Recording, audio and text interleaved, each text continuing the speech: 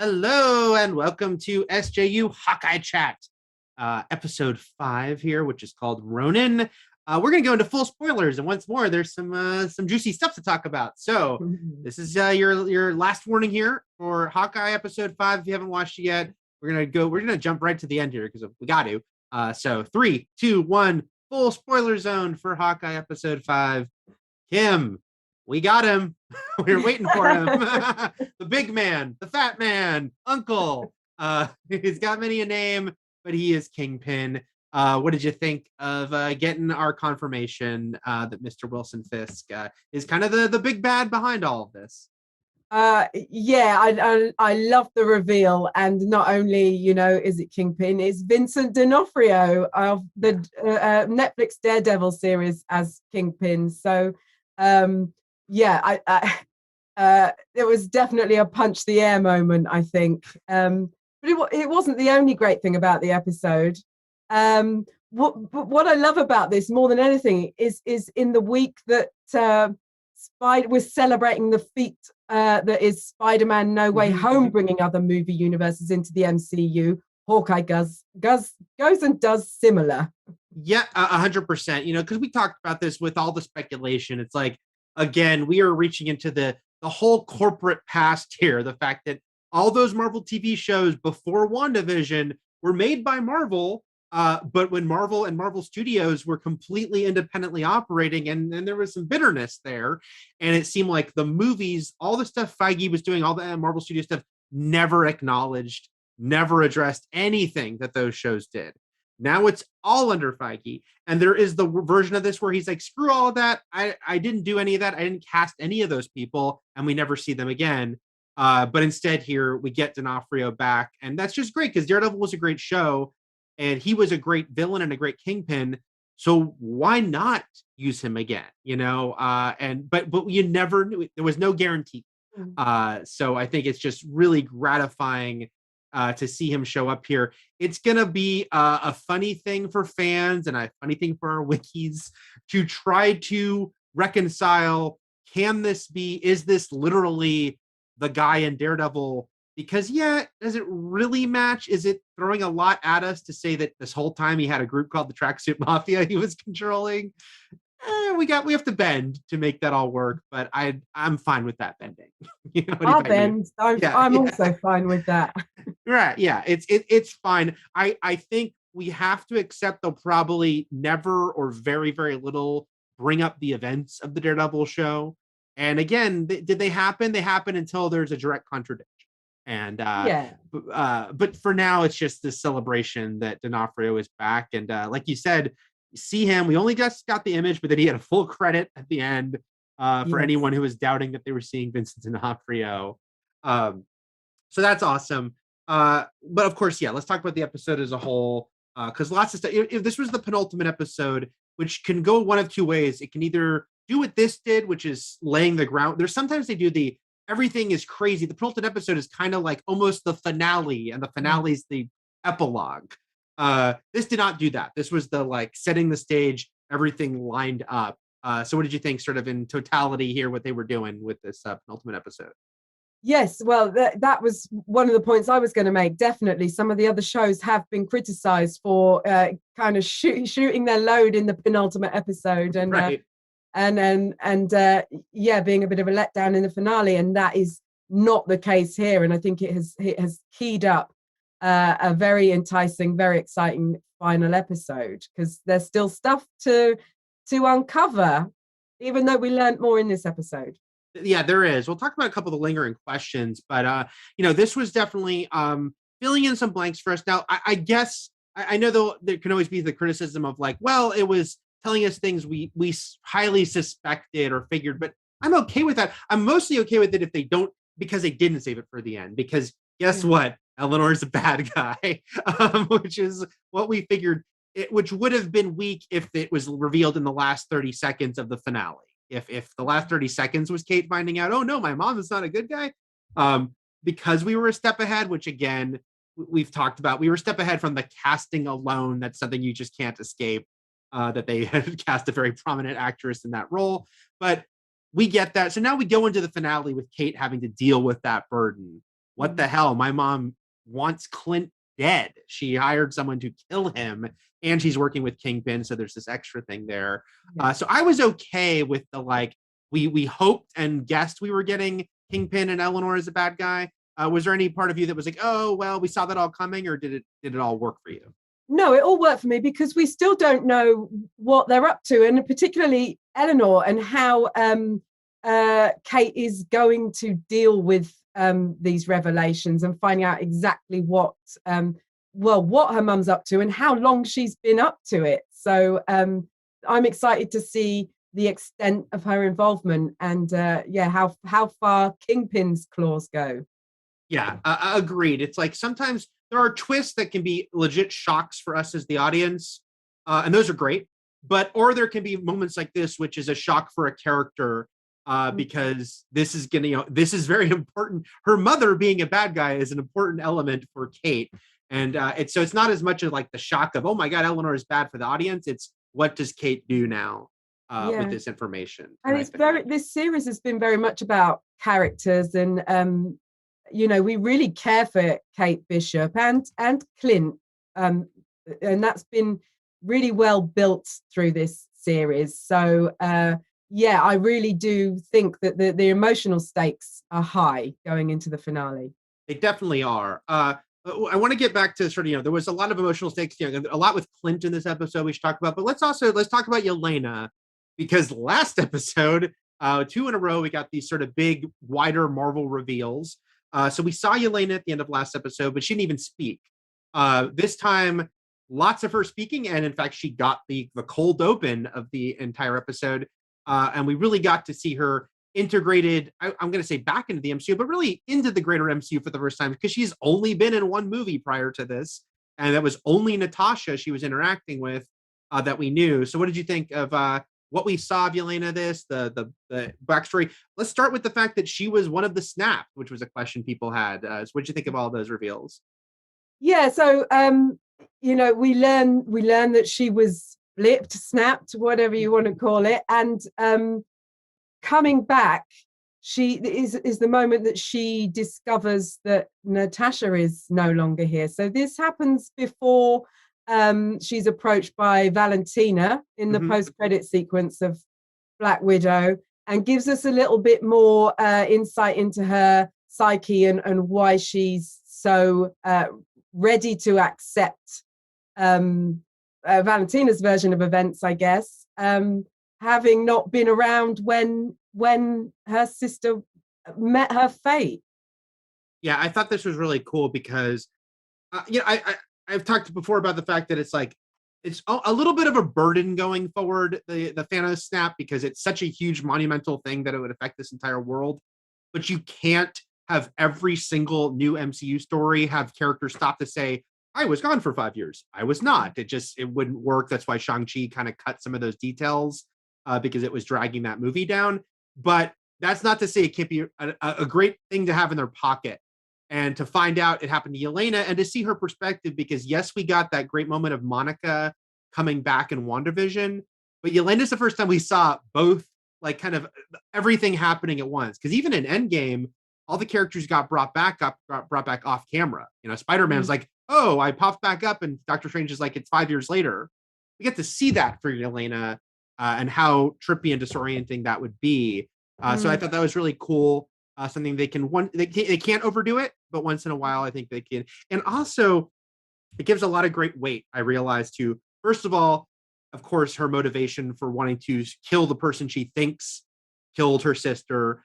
Also, it's this sort of great extra sadness to Endgame, because now we know Natasha thought Yelena was gone too, and sacrificing herself was not only going to bring back all her fellow Avengers she loved, but bring back Yelena. So I think it covered a lot of ground in that respect. What do you think here about, let's talk about Clint though, and the fact that this episode dealt a lot with sort of the even more about like sort of his guilt and like the fact that he killed all these people, the weight of that, how much should it weigh on him or not? We'll talk about Kate and Yelena's conversation in a bit, but what do you think? Where do you stand on the can Clint be forgiven, both by characters and the audience? Because this is a debated thing. Like, there are some people who are like, well, he's killed all these people. Are we supposed to just push that aside? What do you think about it? Yeah, I mean, I think he can be forgiven by all of us. And I think, there will be some kind of confrontation between him and Yelena, or encounter where they discuss Natasha, and she realizes that he isn't responsible. And in terms of, becoming the Ronin, I think, these were extenuating circumstances, and this whole series has been about him struggling with his choices, and we will get some resolution to that in this final episode, I'm certain. And we've gone on this emotional journey with him, and I think we'd be heartless not to forgive him come the finale. And I think Yelena will too, once she realizes that he wasn't actually at fault for Natasha's death. I think so too. I think it's always rated on the TV show or fictional world curve, because in real life, could we forgive Darth Vader or multiple vampires I've followed the adventures of, whose backstory has killed thousands of people for hundreds of years? No. But in these fictional worlds, you can kind of create the stakes of it, and like you said, the context for it, and make it all work. Also, it helps so much that Natasha's been such an important part of this show. Look, when Endgame came out, there were people, you and I have talked about the people who were Clint haters anyway. There were people who flat out said they killed the wrong character, like they hated that Endgame killed her and not him.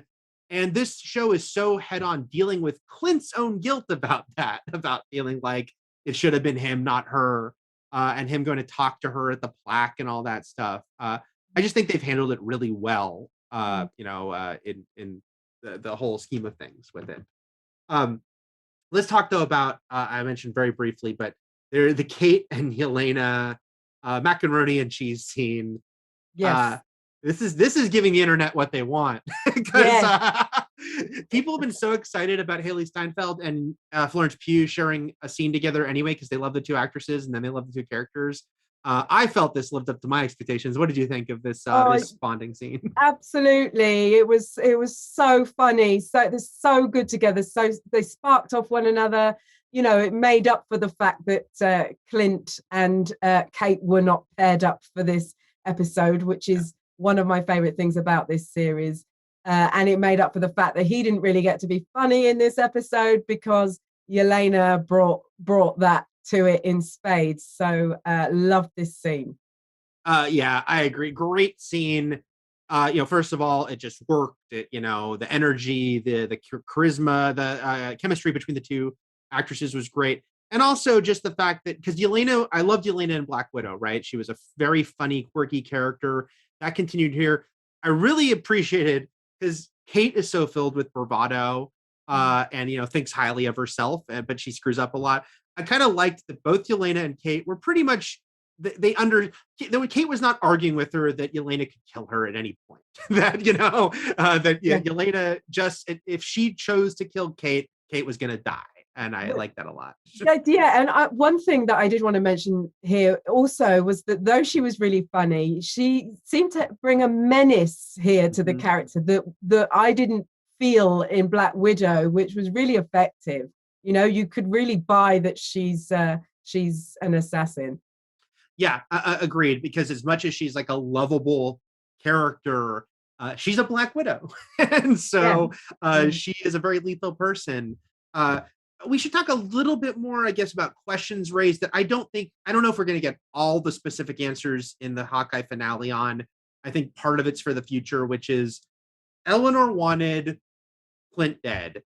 Eleanor probably reached out to Valentina, who is probably a facilitator for such things, who then because it turns, we should mention, it's like it turns out there was money on the table. Like Yelena coming after Clint wasn't just revenge, it was also a contracted kill that Valentina then probably very purposely lied about, fudged, because that's what would make it do it. Do you think, is it okay with you that I don't think we're going to get all the Valentina specifics in the finale? Who knows? Julie Dreyfus could pop up, and my gut is she won't. Is that okay to kind of table for later, or do you think it's a little convoluted? Yeah, I think it is one for later. I don't know whether there'll be a mention of her, maybe, because a lot of people will be wondering about how involved she was. But I don't think we'll get an appearance, no. Yeah, same here. I'll jump a couple of comments here. We've got Jeffrey Ilverton says, need more Kate and Yelena. Obviously going to play on the new Hawkeye, new Widow thing. It should be fun. I think we're both in agreement that we want to see more of this pairing, right? Yes, and I expect we'll get a four-way in the next episode with Maya and Clint thrown in as well. So let's see how they play that, because they've all been betrayed. They've all, kind of suffered the same fate of having been lied to and manipulated. So they are all connected in that way. Some people are going to take what you just said in a dirty place, Kim. I agree, and I think it's obvious. It's not like a hidden thing. It's obviously introducing all these new generation of characters that can go forward, and I do think Hawkeye and Black Widow having a very different dynamic, as represented by Kate and Yelena versus Clint and Natasha, could be a really cool thing that we'll get to explore in the future. Brett Crandall asks, will this be a Kang situation where we meet the big bad in the finale? Only in that I think D'Onofrio will speak in the finale. What do you think, Kim? I don't think anyone else is coming in the finale. No, I don't think anyone else is coming. I think, same. Kingpin will be the big bad, I think, in this. And going forward, I think he'll figure more in the MCU. Only, I don't know if you caught my Tom Holland interview this week, last week, I've lost track. He spoke about wanting Spider-Man to face Kingpin at some point. So I don't know where that comes from, whether that is just Tom Holland's wishful thinking or he knows something. I mean, it's probably his wishful thinking, but now it just seems way more plausible that it could actually happen. And again, for those who don't know comic book history, Kingpin was introduced as a Spider-Man villain. He kind of later became Daredevil's main villain, but he has a long history with Spider-Man as well that they could definitely go into. So he was into the Spider-Verse as well, wasn't he? Of course. I totally forgot about that. The video game, the recent Spider-Man video game, he's also like the first villain you kind of go up against, which was, Oh yeah, I'm now picturing fighting him now. Yeah. So Brett, to answer your question, I don't think anyone else is coming. It'll just be Eleanor and Kingpin sort of laying all their cards on the table in the finale. And I also want to say, a criticism the Loki finale got was that a character that we had never seen showed up and took up so much oxygen in the finale. Mileage varies on whether you think it still worked or not, but I feel it's very different here because Uncle was so teased, like the big man, Uncle. The fact that this was someone Clint was concerned about was teased multiple times, like getting involved. This episode went even more into it, like with Laura being like, oh no, that this was a very worrisome person. So I don't think in any way it's like a cheat for Kingpin. For even if you've never seen Daredevil, I feel it's still like they've built this guy up as a menacing force to deal with here. What do you think about what we got here with Maya, Kim? And here's where I'll promote an interview I did with the impeccably named Frothy, who plays Kazi. And we talked about, the fact that there was this little thing built in last week about the fact that he probably has some resentment because we learned that Maya's dad was kind of this field commander, died, and Kazi was his right-hand man, but stayed the right-hand man. He was always destined to be the right-hand man and didn't get to elevate up to the top. And now we get this possibility that he was the one who betrayed them, working with the Kingpin, that he helped betray the Tracksuit Mafia. We don't get an answer to that there yet. I have a feeling we have to remember that we're getting a Echo TV show, and some of these characters need to come with her to that TV show. So do you think we'll get a definitive answer there on who betrayed her besides Kingpin in the finale? Yeah. Now you've said that, I'm not so sure, but I did feel like, yes, that's what was coming. And and it would actually feel strange. Well, maybe it'll be revealed that actually he hasn't betrayed her, and it wasn't something that occurred to me. I could feel that there was something off about him throughout the series, but I didn't actually think that's what it could be. And that was kind of, in this episode for me, that was the mic drop moment. And I was just a bit like, oh right, wow, okay, that makes sense. Yeah, I think the fact that she brings it up to him, but it doesn't get solved, makes me think maybe it's not him. I will say this though, even when we were just speculating and we thought Kingpin was coming, now that it's revealed it's D'Onofrio, it's him, I will be very surprised if Vincent D'Onofrio is not a part of the Echo series as well. Again, the comic book history of these two characters is very tied in together. Do you think it's a safe bet, Kim, that we're going to be getting Kingpin? It's so fun to speculate about Spider-Man, all these things, but I think the next thing we see him in is the Echo show. What about you? Yeah, and I think that show is going to need someone of that magnitude to sell it, and where people might skip based on the fact it's a new character, and it's not an Oscar Isaac carrying it. That they know that they're going to be getting Vincent D'Onofrio's Kingpin in it is going to draw me in, and plenty of others, I'm sure. Yeah, I think so too. I think you need, because Echo, such an unknown quantity I saw people that were like, who's Echo, when they announced it officially the show a few weeks ago, because Hawkeye hadn't even premiered yet. I think having D'Onofrio in there as Kingpin will be a great sort of selling point on top of that. This interesting thing that SG Rapness, great name. I assume SG is my dad, Sheldon Goldman. Frank says, my only issue is why Clint thought telling Maya that an informant led him to kill her father would make her change her desire to kill him. What do you think? Should she still have been like, well, this is new information and maybe I have to kill more people? But should she have still wanted to get Clint just as bad? Yeah, no, I mean, it was so that she was aware that she was betrayed by someone within that organization, somebody potentially close to her. So, he's saying, don't blame me for it. Someone wanted him dead, and it wasn't necessarily me. It's someone close to you. So I think that, yes, I think it's it was designed to make her change her desire to kill him, and rightly so. Yeah, I get what you're saying, SG Rapness, about, yes, Clint is still the person who killed her father, but I think what Clint is trying to say to her is that there's more to this. That first of all, the specific reason I was there is caused by someone else, specifically Kingpin for sure, and then this informant that we'll probably get to find out next week.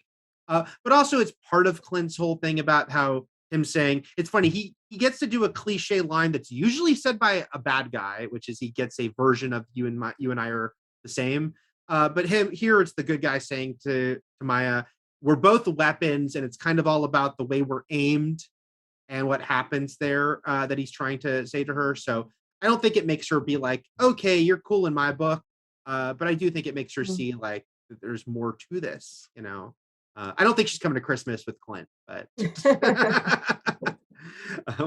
we'll see. Let's see. Looking at all these other questions here. A lot of people have a lot of praise for the snapping sequence with Yelena. Chris B says Yelena opening stole the show. Felt like a piece of the Black Widow film or natural sequel to it. I think we both agree on that. And then Matthew McGuire says the experience of being snapped from Yelena's point of view was amazing. Probably the best execution of it to date. As we start to get a few of them here, is this your favorite snapping sequence, Kim? I think so, yeah, because we see it from her perspective of going and coming back. And yeah, I don't feel like we've seen that before. So definitely. I don't know if it's my favorite. I think it's another standout because it's giving us a different thing, like, as we're saying, seeing all of it from her perspective. I did love the chaos of Monica's return because it happened at a hospital where a bunch of people returned at once. After we got the funny version in Spider-Man Far From Home with the basketball game, we got the, like, this would be absolute insanity if like all these people popped up who everyone thought was dead for 5 years. So the Monica one might have a little edge for me, but this was freaking great too. Brent brings up, we talked about this last week, but a lingering element here is that damn watch. Brent Dreher says, I think something has to do with Laura and her actual history. I think, we said the same thing last week. I don't think anything's changed here for us, right, Kim? We still think the watch has to do with Laura's own probably secret spy history. Yeah, that was that I feel has been a little bit drawn out. We could have got a little bit more this week on that, but I'm sure it all will be revealed next week. But it did consolidate those suspicions for me this week. Same here. I mean, again, the fact that when he brought up what we now 100% know as Kingpin, but he was saying the big man and her like, oh no about it. She is so tied into his world. She's not just like a wife who supports him. She, I mean, there's the version of it where she's just a wife who supports him and he tells her everything about his missions. But I think it's more that she is from this world. She shares a history there as well. Let's talk about one other lingering thing they do have to deal with in the finale, I think, which is Jack's actual role. Because now we know Eleanor is a bad guy. We saw Jack, get arrested here. What do you think? Again, we brought this up last week, but there is the version of this where he is an accomplice to Eleanor. I think no matter what now, Eleanor's probably the one calling the shots. There's a version where he's like working with her, and there's a version where she is just completely using him, put his name on that company, using him as kind of a fall guy. What do you think it is right now, Kim? Well, this was confusing, his reaction to being arrested. But I think maybe he's doing something wrong, but on a small scale, and maybe it has to do with black market auctions, and that's it, and that's what he thinks he's involved in, and yet she's drawn him into something far worse, far deeper, without his knowledge. Yeah, they do still need to, because we're talking, they still need to answer who killed his uncle. And I think you're right. I think it's like, this is a guy doing shady stuff, but not at the level Eleanor is. So, it was probably her who killed his uncle. It was one of them, right? Even if it was him, I think it was probably stuff about their own crap. It didn't have to do with like the larger stuff going on here. That was the red herring all along, maybe. Right. He should have kept his own criminal element away. Now he's gotten wrapped up in stuff he can't deal with. And let's see if there's anything else last from the chat. I won't answer that one because I think it's a little spoilery. Max Power asks, to what extent do you think street level stories will continue going forward in the long run? Feels like the shows are more street level leaning than the movies. I don't know if I agree with that, but certainly this one is. What do you think, Kim, going forward? Do you see it? How much do you think that'll continue with the MCU Disney Plus shows? I think there will continue to be a mix, to be honest, because I think we crave both, with the wild out there stuff of the likes of Loki and Spider-Man No Way Home. I definitely craved something like this that was more street level, but I don't want it all to be like this. I love the multiverse and everything that throws at me too, so I do think we'll get a mix. Yeah, I think so too. And I think the thing that's so great about this show is it's kind of like the optimal version of the Netflix shows, because look, I loved Daredevil and I love the first season of Jessica Jones, and there was other good moments, and those were all street level shows.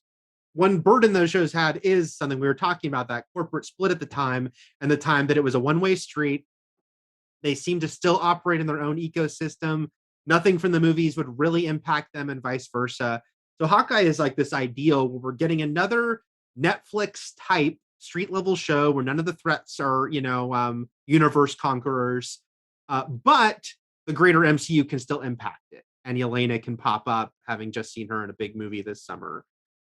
I think that they definitely see the space for that, which is great. And I'm really kind of excited that they can do more. Moon Knight might maybe ride that line a little bit, because he's a little more fantastical, but he's not quite, spaceship guy. So yeah, I think Brent, I'm sorry, not this was Max who asked this. I don't think it's going to be like just 80% of the Disney Plus shows are like this, but I think that there'll be a healthy amount. Anything else for you, Kim? Is there like what are you most excited about or looking forward to in the finale next week? I am most looking forward to seeing Kate and Clint in their new costumes that were teased this week. Yes. Yes, indeed. This is a place where marketing has already kind of done some work for us, showing that they will be putting on some new costumes because it's on the poster and the trailers. Same here. I will say my only slight concern is, it's like, okay, there's a lot to deal with in the finale. That's okay. I wish I was having a sort of Twitter conversation about will there be more of this series, which is to say, I think it's a 100%, nothing's 100%, 95% that, Kate Bishop will be returning in the not too distant future. I think we can guess that in the finale, Clint's probably going to say, you can take on the name Hawkeye. I think that's a fair. Yeah, I was just going to say, he symbolically handed over an arrow in this episode. So that's setting that up, right? Right. I do wonder if this were a normal show, which is to say a show that is, expected to come back for a second season and success, I would think, well, it's fine if there's all these balls in the air going into the finale because they can have a cool cliffhanger to set up season 2. We think of this more as a mini series, and damn it, Clint has to get home to his family to celebrate Christmas. So maybe there's a little bit more onus on it, but at the same time, it's the MCU, which means that they can still solve the immediate issues and then have a couple of fun scenes at the end, including one in the credits, I'm sure, that can be like, okay, this is where it goes next after that. You think that there's too much for the finale? You think that they can sort of land the plane with what they have going on? I think they can land the plane. We'll see. Whatever, if there is stuff that they want to carry over, that will work. But I also think they can tie everything up also if they want to. This whole series has been so perfectly paced, and the strands have woven together when people were concerned that maybe they wouldn't, or that it would be clunky. It's been pitch perfect pretty much, I think. So there's every possibility everything can be woven into next episode. My slight concerns are mostly like, I think it'll be fine. It's like, I think they'll set up Maya for her show. They'll set up Kate as Hawkeye to go wherever she'll pop up next, and Clint will go home to be his family to show up whenever he might be needed, down the line. But I'm excited. So far, this has been a very, very fun ride. So guys, thanks for joining us here for this. Just to tease what we got, the MCU doesn't stop. There's Spider-Man, No Way Home. You might have heard of it, coming out tomorrow. We have a review. Kim and I have a recorded review. They'll be going up this afternoon. And then on Monday morning, a group of us will be back here to do Friday morning. This Friday. I can get my dates right. The 17th, we'll be doing a spoiler chat for Spider-Man No Way Home. Yes. And after that, SJU is pre-taped the next 2 weeks. So there's no more live SJUs for the next couple weeks, but we will be back live for the finale and for the premiere of Boba Fett. So we'll be live for reviews, but SJU is pre-taped. Honest Trailers commentaries is going to go dark for a couple of weeks. You guys will see why when the Honest Trailers come out. And so, but we will be back live fully the first week of January. But we got some great pre-tapes, and like we said, we'll be live for reviews as well. Right. So yeah, look for us. Look for those the fun pre-tapes on Mondays, and then on the next 2 Wednesdays, because Disney Plus never rests. We shall never rest. And we'll be popping back in to talk about the Hawkeye finale next week, and then the Boba Fett premiere the week after. So thanks, guys. Look for all of that, and we'll be back to be chatting some more MCU with you. Thanks.